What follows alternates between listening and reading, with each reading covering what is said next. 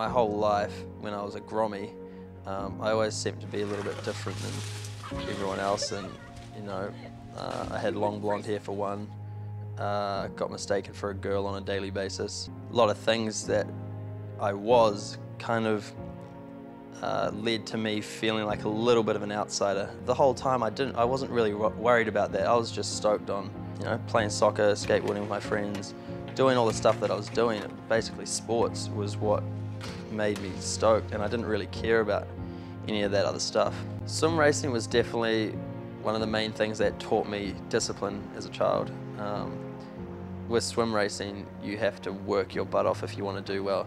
That side of it definitely taught me to the dedication that's needed to reach the top in a sport. By the age of 7, my parents got me into ski racing, and I ski raced from the age of 7 up until I was 15. And it wasn't until I started free skiing and that whole vibe that I felt like I really fit in, because everybody was really good friends and everyone rode together and everyone was pushing each other to do better.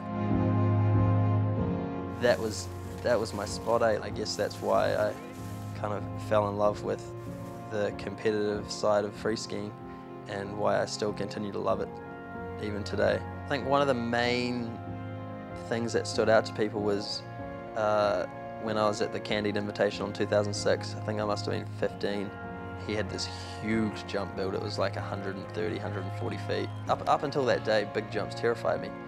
But when I was sitting on that chairlift, it kind of sparked in my head. I was looking at it and I'm like, man, this jump is the exact same as any other jump I've ever hit.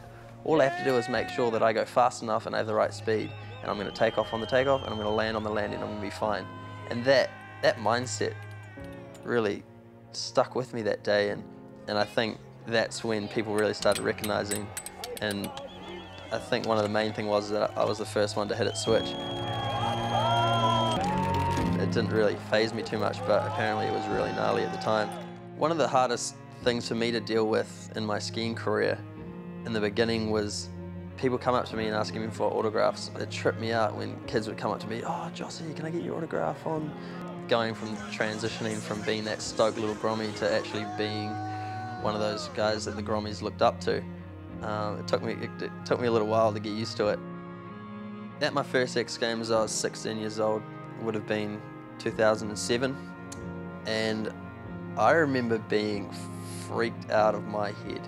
I was just so scared of the expectation of the lights, of the crowd watching, of just everything at X Games. In the qualifiers, I popped a little too hard on one of my tricks and landed really low and just dove my shoulder right into the flat bottom, and I shattered my collarbone into 6 pieces, had surgery the next day and got a metal plate put in, which is still in there holding me together right now. That failure from the first X Games really drove me to go hard next season, and it was that next season that I got my first X Games medal, came second in slopestyle.